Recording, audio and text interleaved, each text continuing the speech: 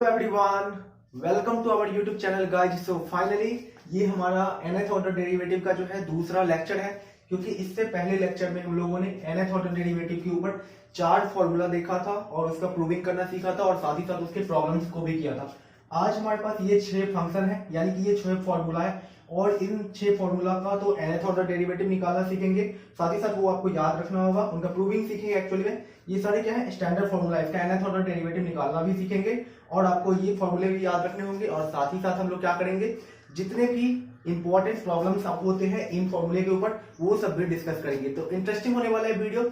और ये जो हमारा सीरीज चल रहा है, ये क्या है, बीटेक और बीएससी के जितने भी स्टूडेंट्स हैं उनको मैं बता दूं, ये मेरा सीरीज चल रहा है जहां पे मैं बीटेक और बीएससी का जो मैथमेटिक्स है उसको पूरा कवर करेंगे for GATE exam, NET and other competitive exam, साथ ही साथ सेमेस्टर एग्जाम्स के लिए। ओके, तो आज हमारा क्या टॉपिक है, nth ऑर्डर डेरिवेटिव।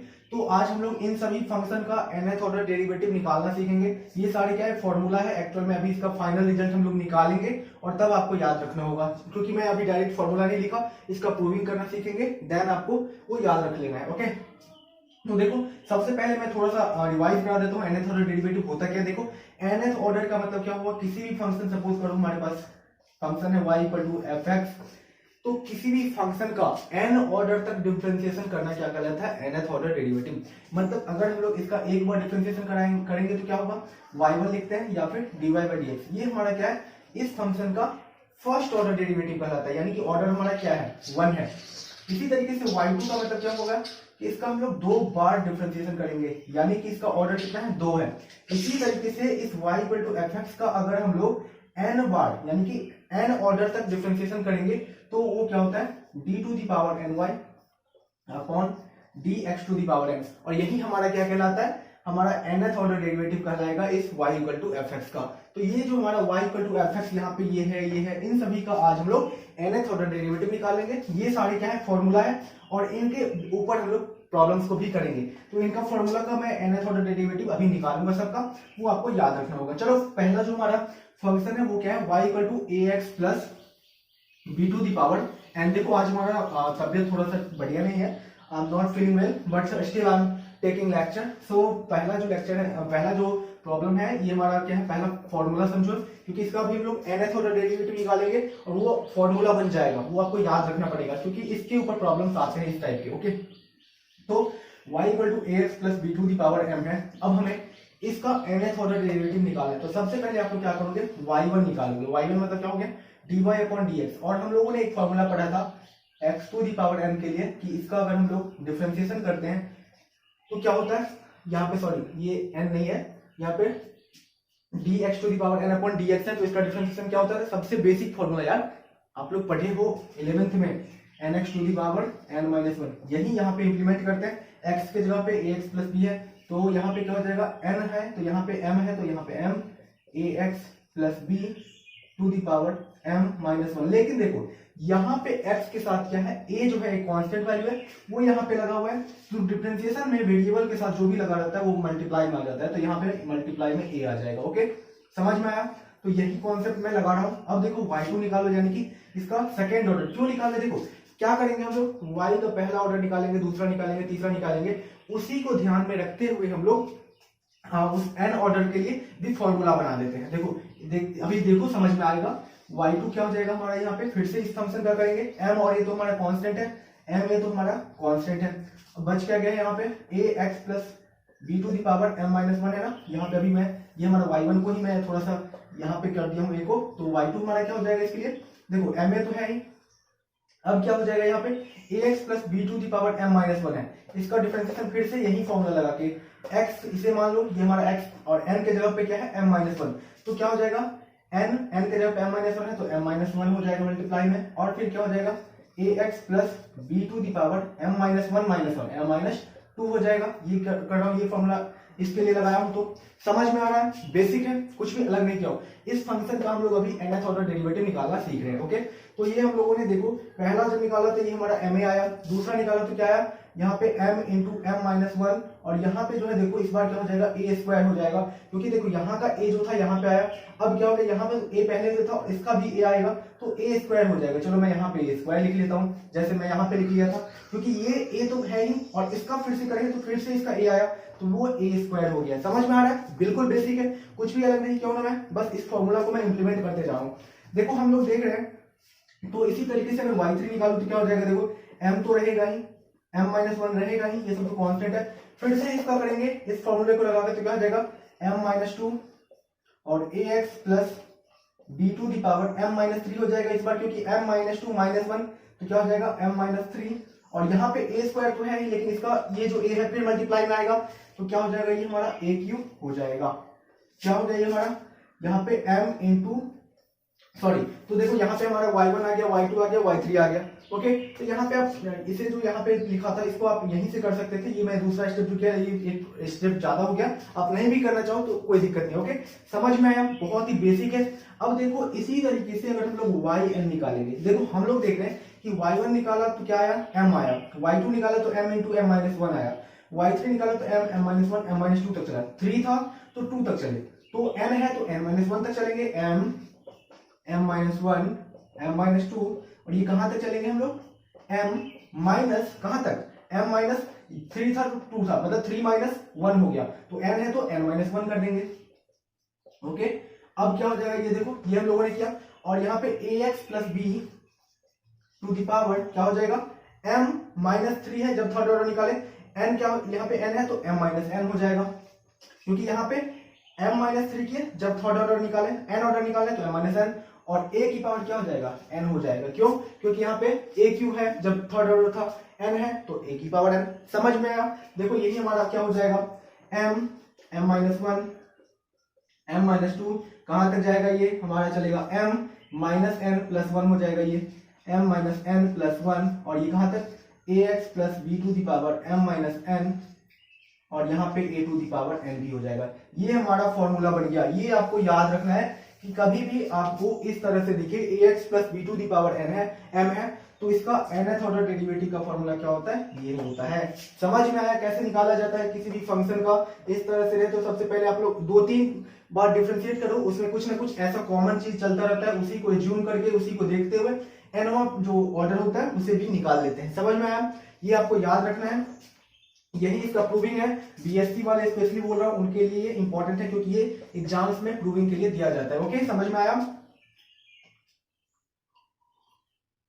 अब देखिए, अभी इसके ऊपर प्रॉब्लम नहीं करते हैं, क्योंकि इसके ऊपर प्रॉब्लम जो है मैं नेक्स्ट लेक्चर में करवाऊंगा, जब और भी क्वेश्चंस होंगे एक साथ में। यहाँ पे अभी प्रूविंग ज्यादा करा रहा हूँ, लेकिन अभी भी मैं प्रॉब्लम्स करवाऊंगा। अभी यहाँ पे जो है स्पेशली मैं क्या कर रहा हूँ, मेनली प्रूविंग पे फोकस कर रहा हूँ, और प्रॉब्लम्स मैंने पिछले लेक्चर में भी करवाया था और इस लेक्चर में भी करवाऊंगा, बट एक और लेक्चर में कराऊंगा nth ऑर्डर डेरिवेटिव का, उसमें क्या होगा, बहुत सारे प्रॉब्लम्स करवाएंगे। ओके, तो यहाँ पे दूसरा जो है अब क्या है, इसका भी प्रूविंग देखते हैं, y equal to log ax plus b। ये देखो दूसरा, इसका हमें, तो ये जो अभी मैं निकाला था ना, ये आपका फॉर्मूला है इसका, इस फंक्शन का nth ऑर्डर डेरिवेटिव का फॉर्मूला है, जो याद रख लेना, नोट कर लेना अगर आपको कोई दिक्कत हो। देखो दूसरा जो है, ये दूसरा क्या है, y equal to log ax plus b। तो सबसे पहले क्या करोगे, y1 निकालोगे, यानी कि dy अपॉन dx। y1 का मतलब क्या होता है, dy अपॉन dx। तो क्या हो जाएगा, log x का 12th में पढ़ के आए हो, डिफरेंशिएशन क्या होता है बताओ, 1 अपॉन x होता है ना, d log x upon dx 1 upon x। तो यहाँ पे क्या हो जाएगा, ax प्लस b है तो क्या हो जाएगा 1 अपॉन ax प्लस b हो जाएगा ना। सबसे पहले देखो यहाँ पे क्या हो जाएगा, y1 equal to 1 upon ax plus b। अब यहाँ पे देखो मल्टीप्लाई में क्या है, यहाँ पे देखो मल्टीप्लाई में a था तो यहाँ पे a हो जाएगा, ये हो जाएगा। उसके बाद अब हम लोग क्या करेंगे, देखो यहाँ पे इसका अब हमें y2 अगर निकालते हैं तो y2 डायरेक्टली नहीं निकाल पाएंगे, तो इसलिए मैं क्या करता हूँ, इस ax प्लस b को ऊपर लेके जाता हूँ, तो क्या हो जाएगा a into ax plus b to the power -1 हो जाएगा।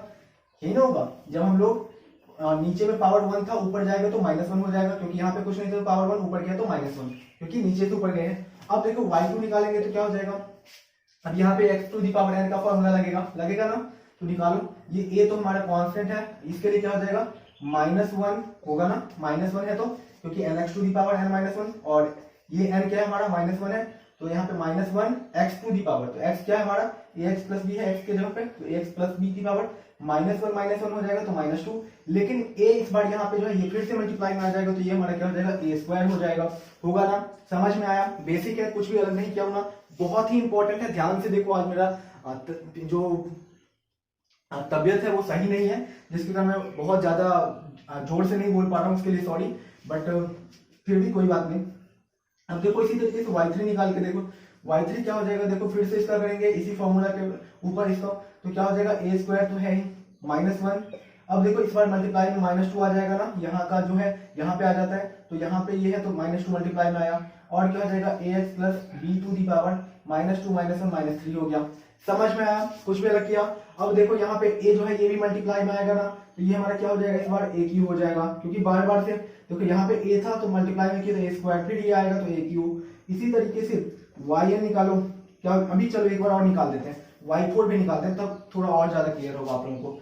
y4 निकालो, क्या हो जाएगा, देखो y4 के लिए ये a³ तो ऐसे ही रखो अभी, क्योंकि फिर से ये तो मल्टीप्लाई होकर a³ होगा, वो तो आप भी जानते हो, लेकिन अभी फिर करेंगे।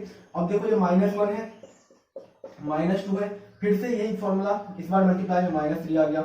अब देखो ax plus b to the power -3 -1 -4 हो गया इस बार, तो यहाँ पे देखो a मल्टीप्लाई में आएगा तो ये क्या हो जाएगा a टू दी पावर 4। समझ में आया? ये हमारा फोर्थ ऑर्डर डेरिवेटिव हो गया इस फंक्शन। इतना समझ में आ गया?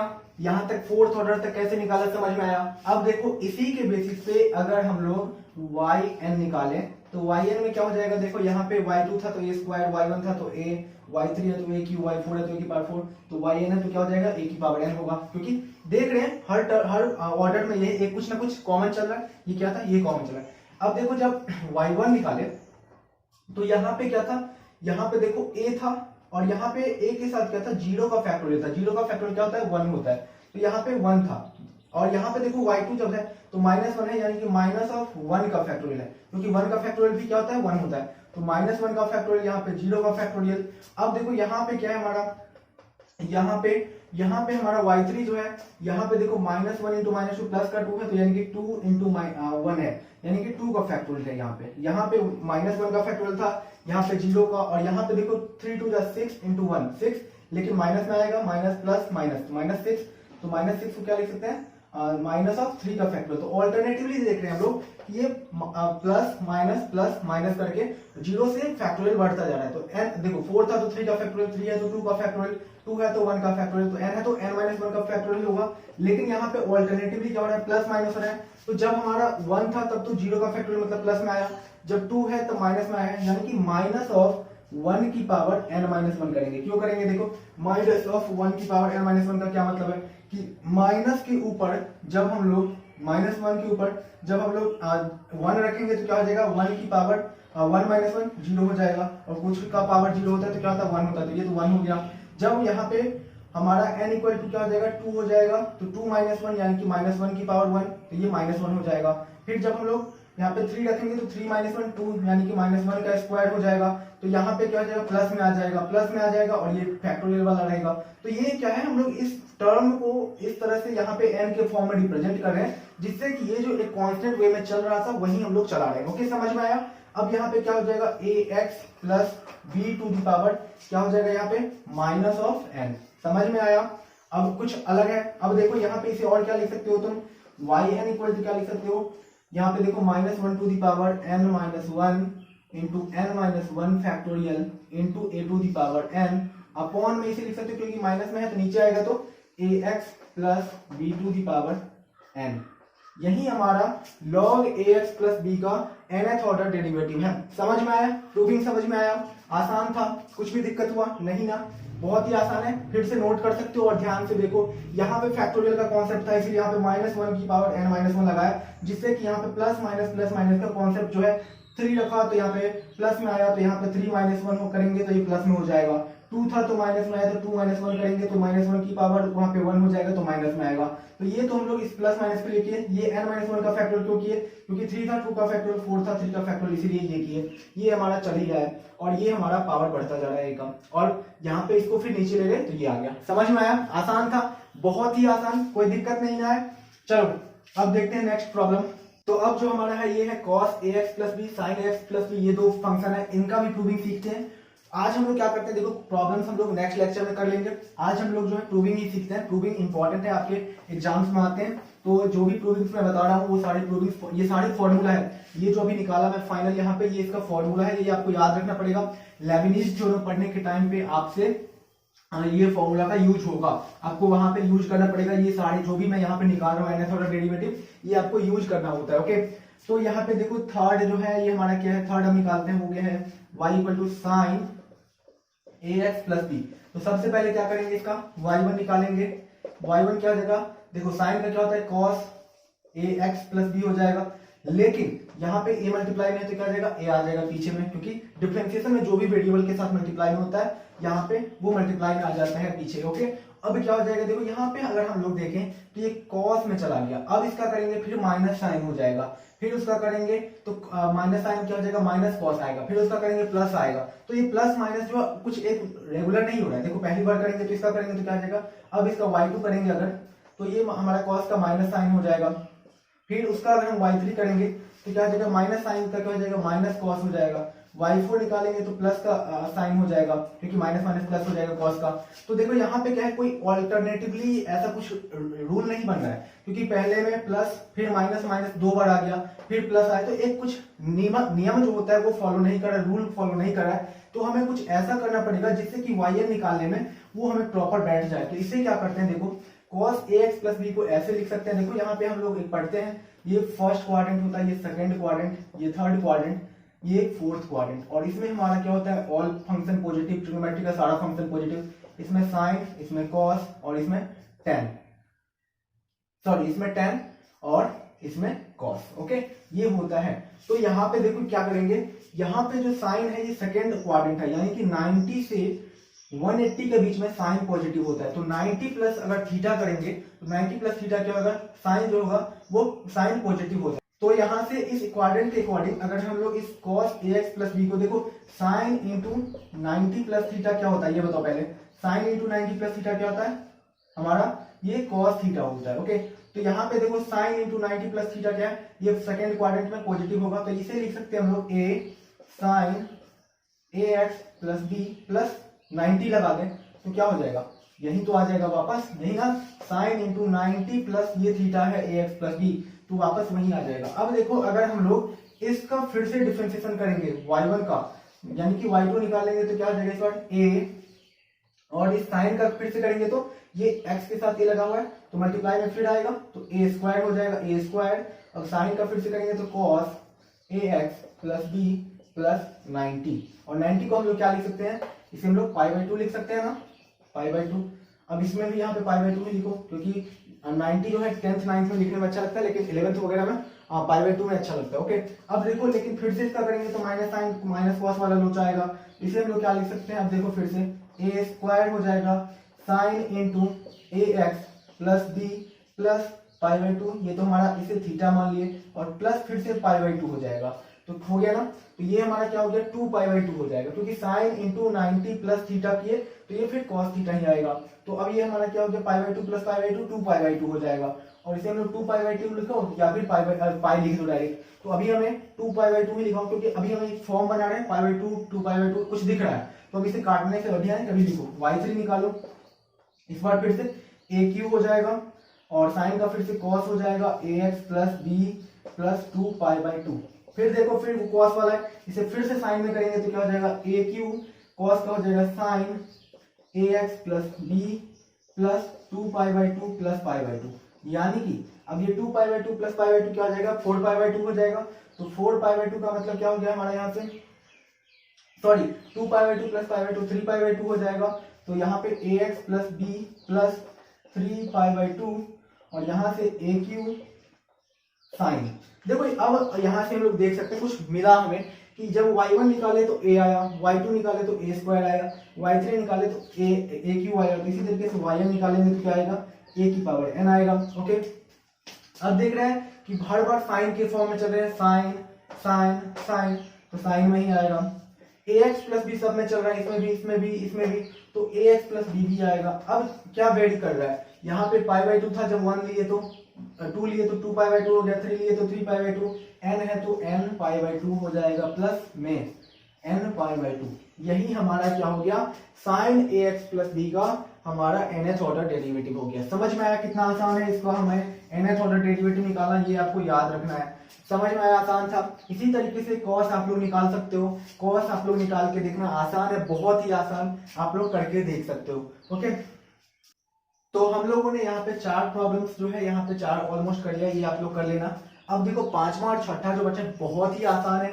इसमें क्या करना है, देखो या तो मैं ये करा दूं या ये करा दूं, मैं चलो पहला 5वां ही करा देता हूँ। तो 5वां क्या है, y equal to e to the power ax और साइन bx प्लस c, इसका हमें nth ऑर्डर डेरिवेटिव निकालना है। बहुत ही आसान है ये भी, थोड़ा सा आपको इसमें क्या है दिमाग लगाने की जरूरत है थोड़ा सा। तो क्या करना है, देखो यहाँ पे फर्स्ट ऑर्डर क्या हो जाएगा, यहाँ पे इसका जब निकालेंगे, देखो यहाँ पे u और v दो फंक्शन है, एक u मान लो एक v मान लो, और हम लोगों ने 12th में पढ़ के आए हैं कि d uv अपॉन dx जो होता है उसमें u को रखते हैं v, या फिर चलो v को रखते हैं, u का डिफरेंशिएट कर देते हैं, प्लस u को रखते हैं और फिर v का डिफरेंशिएट कर देते हैं। एक को रखते हैं, दूसरे को डिफरेंशिएट करते हैं, प्लस फिर दूसरे को रखते हैं और पहले का डिफरेंशिएट कर देते हैं। ये फॉर्मूला हम लोगों ने 12th में पढ़ा था, जब हम लोगों ने डिफरेंशिएशन का चैप्टर्स जो था वो पढ़ा हुआ था। तो यहाँ पे इसी को इम्प्लीमेंट करते हैं। देखो u है, v है, तो v को रखूं, v हमारा क्या है साइन bx प्लस c, तो हमारा y1 क्या हो जाएगा, v रखेंगे तो साइन bx प्लस c को रखा। अब देखो यहाँ पे हम लोग क्या करेंगे, u का डिफरेंशिएशन, u क्या है हमारा e to the power x, और e to the power ax का डिफरेंशिएशन क्या होता है फ्रेंड्स, ये हमारा हो जाएगा a e to the power ax। क्यों, क्योंकि e to the power x का तो e to the power x ही होता है डिफरेंशिएशन, लेकिन e to the power ax होगा तो जो भी रहता है वो तो होगा ही, लेकिन जो x वेरिएबल के साथ लगा हुआ है ये मल्टीप्लाई में आ जाता है, तो a e to the power ax हो जाएगा। तो मैं यहाँ पे a जो है यहाँ पे लिख लेता हूँ पीछे इसका डिफरेंशिएशन करने वाला, और e to the power ax plus u into d v upon d x, बहुत ही आसान है। u हमारा क्या है e to the power x, इसे ऐसे ही रखेंगे, u हम लोग ऐसे ही रखते हैं e to the power ax, और v का जब करेंगे तो क्या हो जाएगा, साइन का क्या होता है cos हो जाता है, cos bx प्लस c, लेकिन x के साथ जो भी लगा रहता है मल्टीप्लाई में आ जाता है, तो यहाँ पे प्लस b मल्टीप्लाई में आ जाएगा, ये e to the power ax तो रखे ही है, और इसका जब करेंगे तो क्या हो जाएगा, साइन का cos हो जाएगा, तो cos bx प्लस c। अब बताओ, देखो ये y1 हमारा आ गया, यानी कि इस फंक्शन y का dy अपॉन dx आ गया। अब अगर हम लोग यहाँ पे क्या करते हैं कि इसका फिर से करते हैं डिफरेंशिएशन y2, तो यहाँ पे u और v फिर से हमें प्रॉब्लम करेगा, ये लगातार करते रहना होगा, बहुत ही लंबा हो जाएगा। तो ऐसा कुछ करते हैं कि यहाँ पे देख रहे हैं साइन bx प्लस c, यहाँ पे cos bx प्लस c, तो यहाँ पे कुछ ऐसा करते हैं कि ट्रिग्नोमेट्री का कुछ ऐसा रूल लग जाए कि हमारा ये एक सिंपल सा फंक्शन बन जाए। तो यहाँ पे तो पहले क्या कर सकते हैं, y1 को अगर थोड़ा सा और सिंप्लीफाई करूं तो e to the power x common हो जाएगा, बच क्या गया यहाँ पे अंदर में a sine bx plus c, plus यहाँ पे करेंगे तो क्या हो जाएगा बताओ फिर से, ये b cos bx plus c। अब देखो यहाँ से हम लोग ऐसा करते हैं कुछ, देखो यहाँ पे साइन bx प्लस c, यहाँ पे cos bx प्लस c, तो अगर हम लोग a को कुछ ट्रिग्नोमेट्रिक फॉर्मूला से रिलेट कर दे, b को कुछ कर दे, तो यहाँ पे एक फंक्शन बना सकते हैं। अगर ट्रिग्नोमेट्रिक आपको फॉर्मूला याद होगा कि हम लोग पढ़े थे कि sine theta into cos phi plus cos theta into sine phi, क्या होता था ये, sine into theta plus phi. तो यहाँ पे अगर हम लोग यहाँ पे क्या कर दें, यहाँ पे a की जगह पे क्या कर दें, a की जगह पे रख दें r cos अल्फा, और b के जगह पे r sin अल्फा। तो यहाँ पे r जब रखेंगे तो r तो हमारा यहाँ देखो, पहले इसको हटाएं, ये देख लो पहले, ओके रुको अभी इसे करते हैं, y1 को और सिंप्लीफाई करते हैं पहले। तो यहाँ पे e to the power x तो हो ही जाएगा, a की जगह पे r cos अल्फा, तो r cos alpha sin bx plus c, ये आ गया, प्लस b की जगह पे क्या रखें, r sin अल्फा, और यहाँ पे cos bx प्लस c, ये रखें। अब देखो यहाँ से r तो दोनों में कॉमन आ जाएगा, तो y1 equal to r e to the power ax। अब देखो cos alpha into sine, cos theta into sine phi plus sine theta into cos phi, यही तो है cos थीटा, मतलब थीटा फाई अलग अलग ले लिए, मतलब यहाँ पे अगर देखो तो ये मान लो, इसे हम लोग मान लेते हैं कि ये हमारा cos फाई है, ये हमारा साइन थीटा है, प्लस यहाँ पे हमारा cos थीटा है, और ये हमारा साइन फाई है। यहाँ पे देख सकते हो ये फॉर्मूला हम लोग अगर अप्लाई करें तो ये हमारा क्या हो जाता है, ये sine into theta plus phi, तो ये हमारा क्या हो जाएगा, sine into theta plus phi, यानी कि bx plus c plus alpha. यानी कि देखो अब ये जो हमारा y1 है जो कुछ बहुत ही लेंदी सा लग रहा था, इसका फिर से डिफरेंशिएशन करना बहुत ही टफ हो जाता, तो इसीलिए हम लोगों ने इसको सिंप्लीफाई कर लिया। अब जब हम लोगों ने इसको सिंप्लीफाई कर लिया तो अब इसका फिर से अगर करेंगे y2 निकालेंगे, तो अब हम लोग देख सकते हैं कि जब ये y था इसका जब फर्स्ट ऑर्डर निकाले तो क्या हो गया, बस इसमें क्या ऐड हो गया, r लग गया, यहाँ पे r लग गया, बाकी सब y ही हो गया, ये y ही हो गया। तो इसी तरीके से अगर हम लोग y2 निकालेंगे तो क्या हो जाएगा, ये r स्क्वायर हो जाएगा, क्योंकि और बाकी सब ऐसे ही रहेगा, क्योंकि वही तो है, फिर से तो उसी फंक्शन का डिफरेंशिएशन कर रहे हैं और फिर से उसी का करेंगे तो पूरा प्रोसेस तो वही करना होगा। बाकी बात जो है ये सब करने के बाद तो फिर तो यही आएगा, तो क्या हो जाएगा साइन bx प्लस सी और प्लस अल्फा जो था फिर से अल्फा ऐड करेंगे, क्योंकि ये तो है ही, प्लस अल्फा फिर से ऐड करना पड़ेगा ना, क्योंकि फिर से ये प्रोसेस करेंगे तो ये हमारा 2 अल्फा हो जाएगा ना, समझ में आ रहा है। इसी तरीके से yn अगर निकालेंगे तो क्या हो जाएगा, r to the power n, यहाँ पे r to the power n हो जाएगा, और उसके बाद हमारा क्या हो जाएगा, ये e to the power ax तो रहेगा ही, ये e to the power ax, फिर यहाँ पे sine bx plus c plus n alpha हो जाएगा। तो ये हमारा yn हो जाएगा। इसी के प्रोसेस के अकॉर्डिंग मैं यहाँ पे बताया हूँ कि कैसे होगा। देखो क्योंकि y1 जब निकाले तो y1 हम लोगों ने पहले इसको सिंप्लीफाई किया, ये रख के, तो हमारा इसमें bx प्लस सी में अल्फा जुड़ गया और r आ गया, बाकी सब पहले वाला ही फंक्शन है। इसी तरीके से अगर y2 निकालेंगे तो r फिर से आएगा तो r स्क्वायर हो जाएगा, अल्फा फिर से ऐड होगा तो अल्फा स्क्वायर हो जाएगा, 2 अल्फा हो जाएगा, क्योंकि सब कुछ तो सेम ही आया ना, y को जब किया तो y1 में भी तो सब कुछ वही है ना, पिछले वाला ही ना, बस r और अल्फा ऐड होगा। इसी तरीके से y2 में वही ऐड होगा, तो यही प्रोसेस करेंगे तो yn निकल जाएगा। समझ में आया, बहुत ही आसान है। तो ये आपको इसका जो है nth ऑर्डर डेरिवेटिव हो गया ये हमारा। तो इसी तरीके से आप इसको भी कर सकते हो जो प्रोसेस में अभी आपको बताया। आई होप, देखो यहाँ पे मैं आज प्रॉब्लम्स नहीं करवा पाया क्योंकि आज ये वीडियो बहुत ही लंबा हो गया है और साथ ही साथ मेरा जो हेल्थ है वो भी बहुत ही ज्यादा बेटर नहीं फील कर रहा हूँ, तो मैं कल के लेक्चर्स में जो है इसकी प्रॉब्लम्स को भी कराऊंगा और ये सीरीज आप लोग ज्वाइन कर लीजिए क्योंकि इसमें पूरा मैथ्स कवर करवाऊंगा बीएससी और बीटेक वालों को। ओके, तो अगर आपको ये वीडियो अच्छा लगा है तो इस सीरीज को जरूर फॉलो कीजिए। अगले लेक्चर में हम लोग इसकी प्रॉब्लम्स को देखेंगे और साथ ही साथ हम लोग कॉम्पिटिटिव एग्जाम की जो बहुत ही इंपॉर्टेंट प्रॉब्लम्स है वो भी देखेंगे। और सपोर्ट कीजिए, जो भी करना है कर सकते हो, और नेक्स्ट लेक्चर में बहुत ही अच्छे अच्छे प्रॉब्लम्स करेंगे। Okay, thank you for this video. Subscribe, like जो भी करना है कर दीजिए। ओके।